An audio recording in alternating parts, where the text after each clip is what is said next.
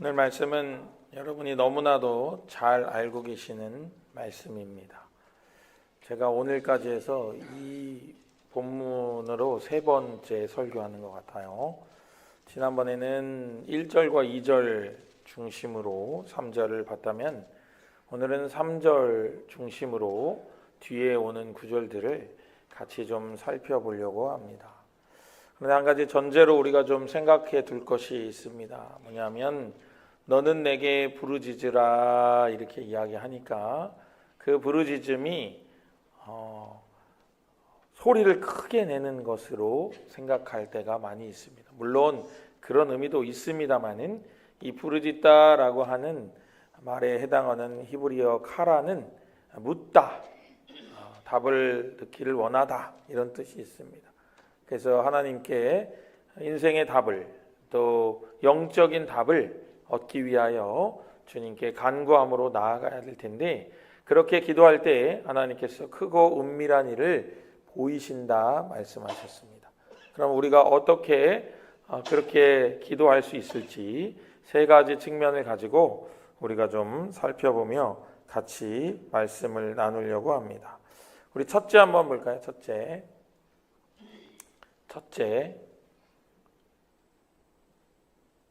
같이 읽겠습니다. 죽음에서 생명으로의 부활을 구하십시오. 우리 5절 말씀 같이 볼까요? 5절입니다. 이어서 5절 같이 읽겠습니다. 싸우려 하였으나 내가 나의 노여움과 분함으로 그들을 죽이고 그들의 시체로 이 성을 채우게 하였나니 이는 그들의 모든 악행으로 말미암아 나의 얼굴을 가리어 이 성을 돌아보지 아니하였음이라. 아멘. 지금 외세의 침입으로 인해서 예레미야는 절체절명의 위기 앞에 놓여 있는 나라를 바라보며 기도하고 있습니다. 그랬을 때 하나님께서 응답하시기를 너희들이 싸우기는 싸웠으나 나의 노함과 분함으로 말미암아서 그 성읍에 뭐가 가득 차게 했다고요? 시체가 가득 차게 했다 말씀하십니다. 그럼 우리는 여기서 질문할 수 있습니다. 왜 시체가 가득 찰 수밖에 없었나? 그 이유가 오늘 노란색 글씨로 표시되어 있습니다. 우리 노란색만 다시 한번 읽어볼까요? 이는 그들의 모든 악행으로 말미암아 나의 얼굴을 가리어 이 성을 돌아보지 아니하였음이라. 아멘. 하나님의 돌보심과 선하심을 악행으로 덮어서 하나님의 얼굴을 가리어서 이 성을 돌아보지 아니하였다 하는 거예요. 하나님의 선하심과 인자하심을 악행으로 덮었으므로 그 도성이 시체로 가득 차는 결과를 얻게 되었다 하는 겁니다. 우리 그림 한번 볼까요? 우리 인생도 이와 마찬가지입니다. 우리 주님은 빛일까요? 어둠일까요? 빛이시죠?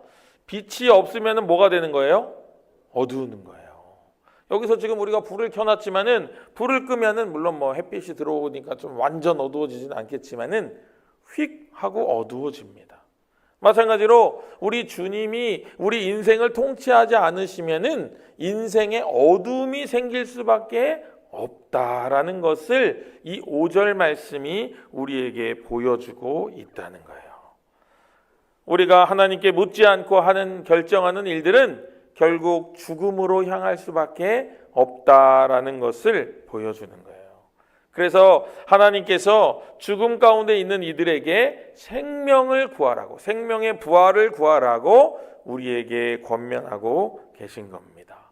그러면 어떻게 될까요? 6절 말씀 읽어보겠습니다. 6절 그러나 보라 내가 이 성읍을 치료하며 고쳐 낫게 하고 평안과 진실이 풍성함을 그들에게 나타낼 것이며. 아멘. 거기서 끝나지 않고 그러나가 있습니다. 여러분, 그러나 얼마나 위로가 되는지 몰라요. 그렇게 망하게 됐는데 그러나 하나님께서는 그대로 내어버려 두지 않으시고 고치시고 치료하시고 낫게 하시고 평안과 진실을 그 도성에 알게 하시고 편만하게 하신다라고 말씀하십니다. 여기에 고쳐라고 하는 말 아루카는요, 그림 볼까요? 상처가 있는데 그 상처에 새살이 차오르는 치료를 의미하는 거예요. 여러분, 우리가 이렇게 팔이나 이런 데 탁 긁히면 어떻게 돼요? 뭐가 나요? 피가 나죠. 상처를 피가 메꿔줘요. 그렇죠? 그래서 뭐가 져요? 딱지가 앉아요. 그리고 그 딱지가 앉은 곳에 뭐가 차올라요? 새살이 차올라요. 그게 바로 아루카라고 하는 말이 우리를 치료하는 그 치료의 원리를 보여주고 있다는 겁니다. 우리의 마음의 상처도 이와 마찬가지입니다. 그런데 마음의 상처에는요, 피가 없어요. 왜요? 마음엔 피가 없으니까. 거기를 뭘로 채우면 될까요? 예수님의 피로 채우면 되는 겁니다. 예수님의 생명으로 그 상처를 치유해달라고 기도하면 되는 겁니다. 그러면 우리의 상처가 생명으로 바뀌게 되는 것을 여러분 믿으시기를 주님의 이름으로 간절히 축복합니다. 여러분, 저는요, 컴퓨터를 무척 좋아합니다. 왜 좋아할까요? 어린 시절에 상처를 많이 받았어요. 사람들 말 때문에. 그래서 컴퓨터를 원래 좀 좋아했는데 더 좋아하게 됐어요. 20대 초반에는요, 사람들이 하는 말을 듣기가 싫어가지고 귀에다가 이어폰을 20시간 이상 꽂고 있었어요. 22시간 이렇게 꽂고 있었어요. 자는 중에도 음악이 나오게 만들어놨어요. 왜? 아무 소리도 듣고 싶지 않았거든요. 그냥 노래만 듣고 싶었어요. 음악만 듣고 싶었습니다. 그게 상처가 됐기 때문이죠. 그런데 그 상처가 예수님의 생명을 만나고 보혈을 만나 치유되니까 그 상처가 바로 다른 사람의 상처를 이해할 수 있는 도구가 되었다는 거예요. 여러분, 상처받은 사람이 상처 입은 사람의 마음을 알잖아요. 아, 어떤 마음이겠구나, 어떤 상황이겠구나, 어떤 생각을 하고 있겠구나, 어떻게 흘러가고 있겠구나를 알 수 있다는 거예요. 이렇게 상처가 하나님의 생명의 도구로 바뀌는 놀라운 체험이 여러분의 삶 가운데 일어나기를 주님의 이름으로 간절히 축복합니다. 우리 둘째 같이 읽어볼까요? 둘째 같이 읽겠습니다. 환경의 개선보다 십자가 보혈의 은총을 구하십시오. 여러분, 우리가 기도할 때 하나님 환경을 좋게 해주세요, 나의 상황을 바꿔주세요, 이렇게 기도하고 끝내기가 쉽습니다. 그러나 십자가의 보혈의 은총을 구해야 된다는 거예요. 그걸 먼저 구해야 된다는 거예요. 그것이 없이는 언발의 오줌 누기만 될 수밖에 없다는 거예요. 여러분, 형편이 좋아지게 해주세요. 형편 좋아지겠죠. 그러나 원인을 해결하지 않으면 그 문제가 다시 우리에게 찾아올 수밖에 없다는 겁니다. 그것이 바로 영적인 원리다 하는 거예요. 이 십자가 보혈의 은총이 뭐냐 그러면, 십자가 보혈의 은총은 바로 사죄의 은총입니다. 하나님이 나의 죄를 사하셨다 하는 거예요. 여러분, 우리 안에는요, 우리가 생각하는 것보다 더 많은 죄악이 들어와 있어요. 그리고 그것이 뿌리를 내리고 있어요. 그것이 열매를 맺고 있어요. 우리 안에 자라기도 하고 있어요. 우리가 완전히 깨끗해진 것 같지만은 우리는 완전히 깨끗해질 수 없다는 거예요. 그런 우리에게 하나님께서 이 보혈의 은총을 구하라고 우리에게 권면해 주시는 거예요. 이 십자가 보혈의 은총을 구하기에 지금 이 시절보다 더 좋은 시절이 한 해에 없어요. 이 시절은 사순절, 예수 그리스도의 십자가 보혈의 공로를 의지하기 너무너무나도 좋은 계절이다 하는 겁니다. 그러므로 여러분, 십자가 보혈의 공로를, 십자가 보혈의 은총을 사모하며 기도하시기를 주님의 이름으로 축복합니다. 그 은총이 어떻게 되는지 우리 8절 말씀 같이 읽어볼까요? 8절입니다. 내가 그들을 내게 범한 그 모든 죄악에서 정하게 하며 그들이 내게 범하여 행한 모든 죄악을 사할 것이라. 아멘. 여러분, 이 말씀의 구조를 잘 보이도록 제가 줄을 바꿔놨어요. 보세요. 누구에게 범했어요, 지금? 우리가 누구에게 범했어요, 죄를? 내게 범했죠? 내가 누구예요? 말씀하시는 하나님이에요. 그죠? 내게 범한, 그렇잖아요. 내게 범한. 또 밑에 보면은, 두 줄 밑에 보면 내게 범하여 행한, 그러죠? 내게 범한 죄악과 내게 범하여 행한 죄악을 정하게 하며 죄악을 사한다 말씀하시는 거예요. 이 정하게 하며 사한다라고 하는 이 히브리어 원어가 참 은혜로운 단어들입니다. 은혜로운 단어예요. 여러분 여기에서 타헤르라고 하는 정하게라고 하는 말은요, 레위기에 자주 나오는 문둥병자들이 깨끗해져서 다시 공동체로 편입될 수 있도록 할 때 제사장이 사용하는 단어였어요. 이제 너는 정하여졌으니 이제 다시 우리 공동체 안으로 너의 가정으로 돌아가라 할 때 사용하는 말이에요. 또 이 살라흐라고 하는 단어는 하나님께서 판결을 내리실 때 무죄 선언을 하실 때 내리는 그 말에서 사용되는 단어였다 하는 겁니다. 좀 더 쉽게 설명하기 위해서 어떤 사람이 하나님의 영원한 심판대 앞에 섰다고 생각해 봅시다. 그런데 자기가 죄가 있는 것을 알았어요. 죄가 있는 것을 깨달았어요. 그런 얘기 있잖아요. 죽으면 어디를 지나간다 그러잖아요. 어디를 지나간다 그러죠? 무슨 강? 요단강. 요단강을 이렇게 들여다보면 뭐가 보인대요? 나의 죄가 보인대요. 나의 생활이 보인대요. 주마등처럼 지나간대요. 그래서 내가 죄가 있구나. 이건 사함을 못 받았네. 이거는 사죄를 못했네. 이런 것들이 남는데요.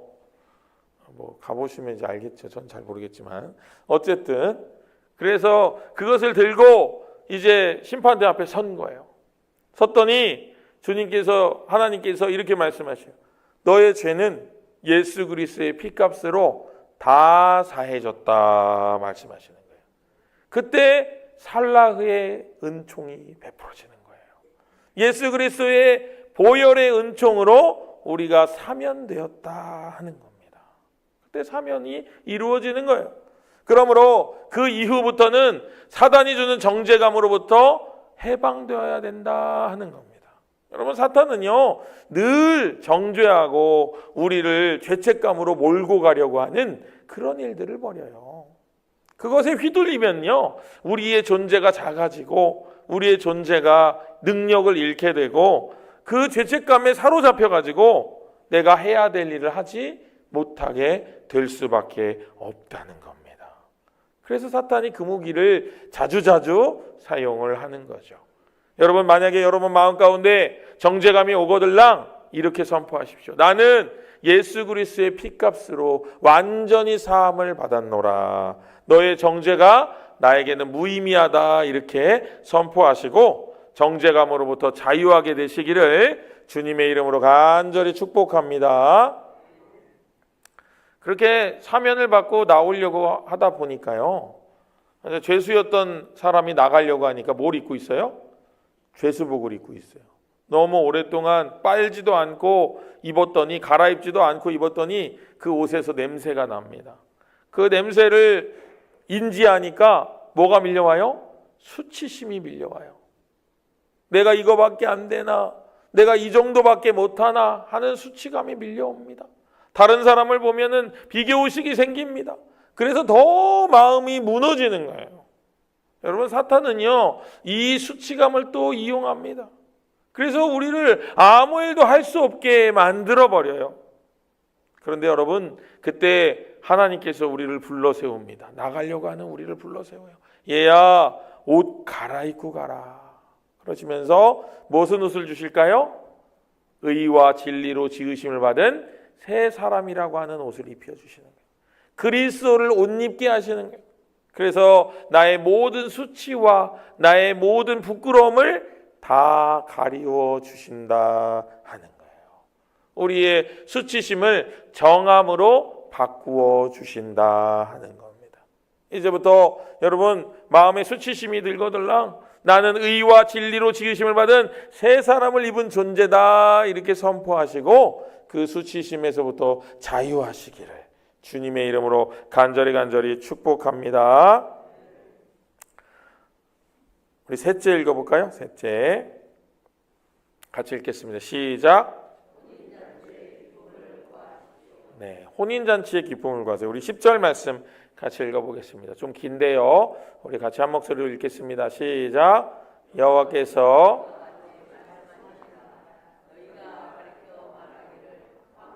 사람도 없고 짐승도 없다 하던 여기 곧 황폐하여 사람도 없고 주민도 없고 짐승도 없던 유다 성읍들과 예루살렘 거리에서 즐거워하는 소리, 기뻐하는 소리, 신랑의 소리, 신부의 소리와 및 만군의 여호와께 감사하라. 여호와는 선하시니 그 인자하심이 영원하다 하는 소리와 여호와의 성전에 감사제를 드리는 자들의 소리가 다시 들리리니 이는 내가 이 땅에 포로를 돌려보내어 지난 날처럼 되게 할 것임이라. 여호와의 말씀이니라. 아멘. 여러분, 모든 인생을 통틀어서 가장 기쁜 순간이 있다면 언제일까요? 아직 경험을 못 해본 사람도 이 중에 있습니다만은 혼인잔치죠. 혼인잔치. 여러분, 혼인하실 때 남편 어떠셨어요? 남편 어떠셨어요? 네? 혼인잔치 할 때 내 아내 어떠셨어요? 왜 말을 못해요? 어떠셨어요? 멋지고 둘도 없이 예쁘고 그러죠. 너무나도 기쁘죠. 내가 이 사람과 함께 할 수 있다니 하는 마음이 풍족해집니다. 제가 다른 교회에 있을 때 부부 장로님 가정에 신방을 갔는데 남편 장로님이 오래된 사진을 꺼내서 저한테 보여주시는 거예요. 부인 장로님 이렇게 세마포 쓰고 예뻤다고, 면사포 쓰고 예뻤다고 막 보여주시는 거예요. 그런데 솔직히 우리끼리니까 얘기하지만 저는 예쁜지 잘 모르겠더라고요. 그런데 그의 눈에는요, 너무나도 신부가 예뻤던 거예요. 그 사진을 볼 때마다 그때의 기쁨이 또 다시 회복되는 것 같은 거죠. 그게 혼인잔치의 기쁨입니다. 여러분, 그 기쁨을 여러분 소유하게 되시기를 주님의 이름으로 축복합니다. 그런데 여러분, 우리가 젊어질 수 있나요? 젊어질 수 없어요. 우리가 그때의 형편과 상황으로 돌아갈 수도 없습니다. 그런데 놀라운 것은 우리가 굳이 젊어지거나 형편과 상황으로 돌아가지 않아도 그때보다 더 큰 기쁨을 하나님께서는 우리에게 주실 수 있다라는 거예요. 여러분, 그림 한번 볼까요? 여러분, 룻과 나오미의 인생을 선으로 한번 표현해 본 거예요. 처음에는 평범한 삶이었어요. 아니, 조금 유복한 삶이었어요. 나오미가. 남편도 있었고요. 유력한 남편이었어요. 남편 유력한 사람이었어요. 두 아들도 있었어요. 든든한 두 아들이 있었습니다. 그런데 흉년이 찾아오고 다른 모압 땅으로 이주를 가서 살다 보니 모압 며느리들을 얻었습니다. 그때까지는 좋았어요. 그런데 남편이 죽고 두 아들도 죽었습니다. 너무나도 슬픈 상황. 몸을 기댈 데가 없으니 고향으로 돌아가야지 하고 돌아가는데 보니까 자기 스라에는 며느리밖에 없어요. 근데 이방 사람이에요. 이방 사람이랑 결혼하다니 어이구 쯧쯧쯧 할 판이에요. 다 집에 가라고 했는데 안 가고 룻이 남았습니다. 그래도 그 마음 고마워서 그 룻 데리고 갑니다. 그러면서 나오미가 뭐라 그래요? 나오미의 이름의 뜻이 기쁨인데 기쁨아 기쁨아 고향 왔니? 기쁨아 이렇게 노래하니까 기쁨이가 이렇게 말합니다. 나 기쁨 아니요 이제 인생 쓰다. 나 이제 쓰다라고 불러. 쓰다라고 부르라고 이렇게 말합니다. 그러니까 이름 바꿔요. 마라라고 바꿔요. 그 마라가 됐을 때가 저 검은색 막 뭐 뽀개져 있는 밑에 추락해 있는 그 상황이에요. 그러다가 다시 룻을 통해서 하나님이 역사하십니다. 보아스를 만나고 유력자를 만나고 기업물을 자가 되고 그래서 결국 맨 마지막에 나오미가 아기를 품에 안고 있는 장면으로 마무리되는데 그 아기가 누구냐면 예수 그리스도의 조상이 돼요. 이전에는 상상도 할 수 없었던 평범한 삶에서 그리스도의 계보를 잇는 위대한 자의 자리에 룻과 나오미가 앉게 되는 겁니다. 룻의 이름은 마태복음 1장에도 나와요. 예수님의 계보에 이름이 등장한다고요. 그런 위대한 존재가 되었다라는 겁니다. 어떻게요? 하나님의 은혜로, 하나님이 주시는 은혜로 그렇게 되었다는 거예요. 여러분, 우리가 육신적으로 혈통적으로 그리스도의 계보를 잇는 것은 아니겠습니다만, 우리는 믿음으로, 우리는 신앙으로 예수 그리스도의 보혈에 힘입어 복음을 받아들임으로 영적으로 그리스도의 계보를 잇는 사람들입니다. 그 은혜와 놀라운 축복으로 여러분 기쁨 가운데 살아가시기를 주님의 이름으로 간절히 축복합니다. 어떻게 그런 일을 할 수 있을까요? 우리 지난주 나눴던 말씀을 이 부분에서 다시 한번 상기할 필요가 있습니다. 우리의 힘으로는 되지 않습니다. 우리의 능으로 되지 않아요. 오직 여호와의 신으로 되는 겁니다. 여호와의 은총으로, 여호와의 은혜 베푸심으로 그 일이 우리에게 가능합니다. 그러려면 우리가 지난주 나눴던 말씀, 갈라디아서 2장 20절 말씀, 내가 그리스도와 함께 십자가에 못 박혔나니 그런 적 이제는 내가 사는 것이 아니요 내 안에 그리스도께서 사시는 것이라. 내가 육체 가운데 사는 것은 나를 사랑하사 나를 위하여 자기 자신을 버리신 하나님의 아들을 믿는 믿음 안에서 사는 것이라 하는 놀라운 십자가의 은총이 우리에게 부어질 때 우리의 삶에 혼인잔치의 기쁨과 충만함이 우리에게 부어진다 하는 것입니다. 여러분, 무엇을 구하시겠습니까? 유한한 것을 구하시겠습니까? 아니면 영원히 썩지 않을 것을 구하시겠습니까? 누구나 뺏어갈 수 있는, 도둑질 당할 수 있는 것을 구하고 그것으로 인하여 노심초사하시겠습니까? 아니면 영원히 빼앗기지 않을 위대한 가치를 소유하셔서 어디에 가도 정죄감도 수치감도 없이 떳떳한 믿음과 소망으로 사시겠습니까? 여러분의 기도가 그 놀라운 은총을 이끌어내는 귀한 도화선이 되시기를 주님의 이름으로 간절히 축복합니다. 우리 이 시간에 같이 기도하겠습니다. 합심해서 기도하겠습니다. 생명의 부활과 십자가 보혈의 은총과 혼인잔치의 기쁨을 구하십시오. 죽음과 같았던 내 인생에 하나님 생명을 부어 주시옵소서. 부활하게 하여 주시옵소서. 그래서 다시 죽음으로 돌아가지 않기를 원합니다. 하나님, 이전에 소유했던 기쁨이 나의 마음 가운데 충만히 회복되고 더 큰 기쁨이 찾아오기를 원하오니 주님, 물과 같이 기름과 같이 나의 인생에 부어 주시옵소서. 이런 기도 제목 가지고 우리 이 시간에 주여 몸으로 짓고 뜨거운 마음으로 같이 한번 기도하겠습니다. 주여, 아버지 하나님, 죽음과 같았던 인생 가운데 아버지 생명을 허락하여 주시기를 원합니다. 생명의 부활을 허락하여 주시기를 원합니다. 그래서 아버지 하나님, 나의 상처가 나의 능력이 되는 것을 경험하게 하여 주시옵소서. 아버지 하나님, 놀라우신 은총을 부어주시기를 원합니다. 십자가 보혈의 아버지 사주의 은총으로 나아가기를 원합니다. 아버지 하나님, 우리의 죄를 사하여 주시옵소서. 우리의 연약함을 사하여 주시옵소서. 우리의 죄를 도말하여 주시옵소서. 우리의 죄를 정케 하시고 우리를 사면시켜 주시는 은총 가운데 거하게 하여 주시사 아버지 하나님의 은혜 가운데 서게 하여 주시옵소서.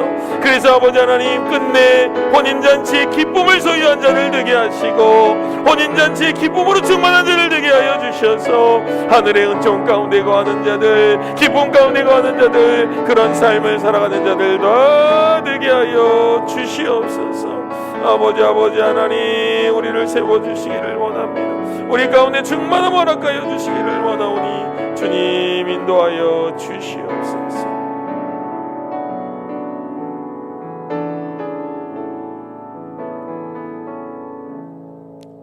놀라우신 아버지 하나님, 너는 내게 부르짖으라 내가 내게 응답하겠고 내가 알지 못하는 크고 은밀한 일을 보이신다 말씀하셨사오니 아버지 하나님, 이 시간 우리가 기도할 때 크고 은밀한 일, 우리가 앞으로 영원한 것을 구하며 나아갈 때 얻을 수 있는 놀라운 은총을 바라보게 하여 주시옵소서.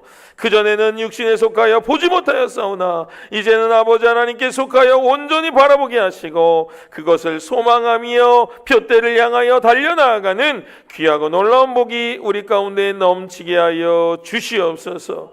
혼인잔치의 기쁨이 회복되는 매일의 삶이 되게 하여 주시옵시고 생명으로 나아가는 자가 되게 하여 주시며 십자가 보혈의 은총으로 충만한 자가 되어서 아버지 하나님 모든 언어와 모든 행동과 모든 시각이 주님께로 향하는 놀라운 은총을 경험하게 하여 주시옵소서. 그래서 아버지 하나님의 온전하신 사랑에 힘입어 살아가는 우리 모두가 되기를 원하오며 우리를 원하신 예수님의 이름으로 간절히 축복하며 기도합니다. 아멘.